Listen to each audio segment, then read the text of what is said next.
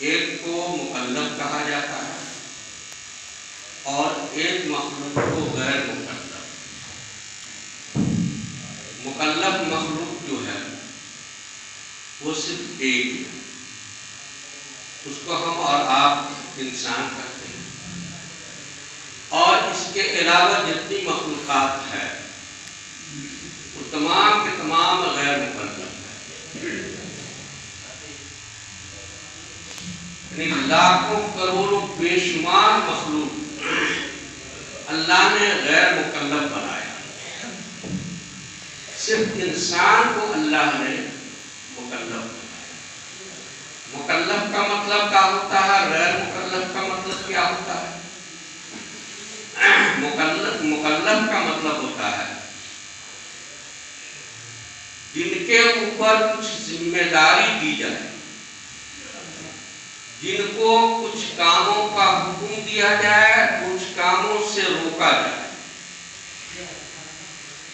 اب جن کاموں کا حکم دیا گیا وہ کام کرے گا تو اس کو اس کے اوپر اس کی مزدوری ملے گی، اس کا اجر ملے گا، اور نہیں کرے گا تو وہ اس کا ذمہ دار ہوگا، جواب دہ ہوگا۔ اور غیر مکلف کا مطلب یہ ہے جن کو کوئی تکلیف نہیں دی گئی ہے، صرف ایک کام کے لیے بنایا اللہ نے اور وہ اسی کام میں لگا ہوا ہے۔ جیسے سورج ہے، سورج کو اللہ نے روشنی کے لیے، گرمی کے لیے بنایا اور اس کے لیے وقت مقرر کر دیا کہاں کب نکلنا ہے اور کہاں کب چھپنا ہے۔ وہ اپنے مقررہ وقت پہ سورج ہماری نظروں کے سامنے آتا ہے اور مقررہ وقت پہ ہماری نظروں سے چھپ جاتا ہے، اس میں اس کو ذرہ برابر بھی کمی اور بیشی وہ نہیں کر پاتا، اس لیے اس کو کچھ بھی اختیار نہیں ہے، وہ آٹومیٹک ہے، وہ خود اپنے سے کام کر رہا ہے آٹومیٹک طور پہ، قدرتی طور پہ۔ اس میں چابی دینے کی کوئی ضرورت نہیں ہے، اس کو ارادہ کرنے کی کوئی ضرورت نہیں ہے۔ ایسے ہی دن ہے، رات ہے، اللہ کی تمام مخلوقات ہیں۔ ایک ہی مخلوق جیسا کہ میں نے آپ کے سامنے عرض کیا مکلف ہے، وہ انسان۔ اب انسان کو اللہ نے اختیار دے دیا، ڈائریکشن بھی دیا، یہ کام کرنا ہے، یہ کام نہیں کرنا ہے، اور اختیار بھی دے دیا کہ وہ اپنے من سے یہ کام کرے یا نہ کرے۔ اگر انسان کے اندر بھی آٹومیٹک طور پہ یہ کرنے کی صلاحیت ہوتی، جیسے اللہ نے حکم دیا روزہ رکھو، نماز پڑھو، حج کرو، زکات دو، آٹومیٹک طور پہ وہ کرتے رہتا تو پھر انسان کا کوئی کمال نہیں تھا، نہ کوئی بڑا ہوتا نہ کوئی چھوٹا ہوتا۔ جیسے سورج کا کوئی کمال نہیں ہے کہ وہ وقت مقررہ پر نکلتا ہے اور وقت مقررہ پر ہماری نظروں سے چھپ جاتا، اس کا کوئی کمال نہیں۔ کبھی ہم یہ نہیں کہتے ہیں کہ ارے واہ سورج وقت کا بہت پابند ہے، ایک دم ٹائملی نکلتا ہے اور ٹائملی چھپتا ہے۔ لیکن ہم اپنے گھر پہ 4 مزدور رکھے ہوئے ہیں، 10 مزدور ہمارے گھر پہ ہیں، 10 مزدور میں سے 2 مزدور ایسا ہوتا ہے وہ رائٹ 8 بجے پہنچ جاتا ہے، اور 2 ایسا ہوتا ہے جو 5-10 منٹ لیٹ کر کے آتا ہے۔ تو ہم بولتے ہیں کہ فلاں اور فلاں جو ہے وقت کا بہت پابند ہے، اور فلاں اور فلاں جو ہے وقت کا پابند نہیں ہے۔ یہ کیوں بولتے ہیں؟ اس مزدور کے اختیار میں ہے، وہ 10 منٹ لیٹ بھی آ سکتا ہے، 10 منٹ پہلے بھی آ سکتا ہے، لیکن اس کو ٹائم بتا دیا گیا کہ 8 بجے آنا ہے تم کو۔ اب وہ ایک ٹائم بھی آتا ہے تو یہ اس کا کمال ہو گیا، اور جو ٹائم بھی نہیں آتا ہے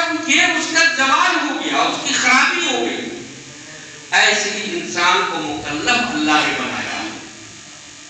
یہ کام کرو گے تم اس کی مزدوری ملے گی، اور یہ کام کرو گے تم تو اس کے اوپر تم کو سزا ملے گی.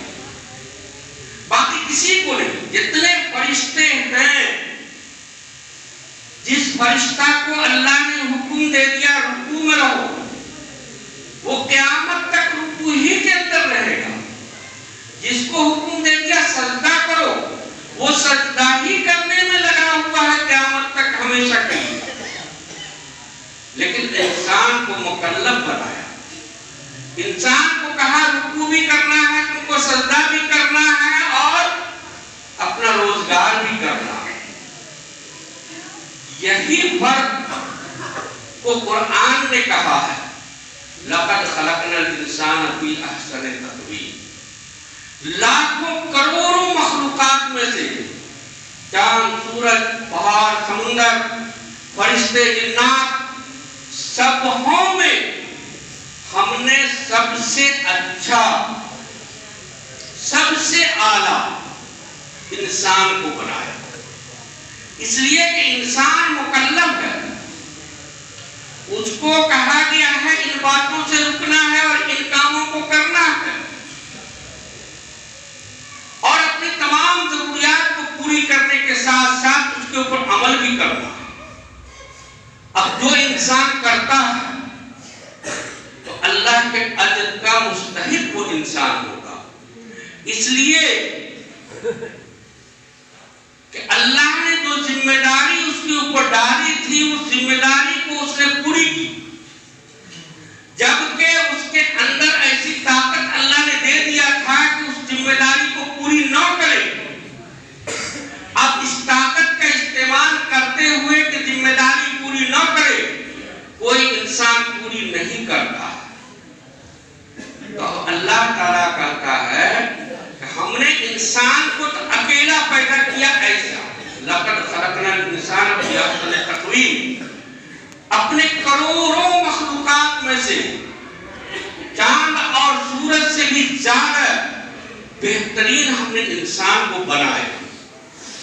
لیکن یہ انسان نے اپنے اختیار کا استعمال کرتے ہوئے، ارادہ کا استعمال کرتے ہوئے ہمارے احکام پہ عمل نہیں کیا. تو اللہ پھر کہتا ہے ثُمَّ رَدَدْنَاهُ أَسْفَلَ سَافِلِينَ. پھر ہم نے اس کو سب سے گھٹیا مخلوق بنا دیا. اب اللہ کی جتنی مخلوق ہے، گھٹیا سے گھٹیا مخلوق جس کو ہم سمجھتے ہیں، اس سے بھی اس انسان کو ہم نے بدتر بنا دیا.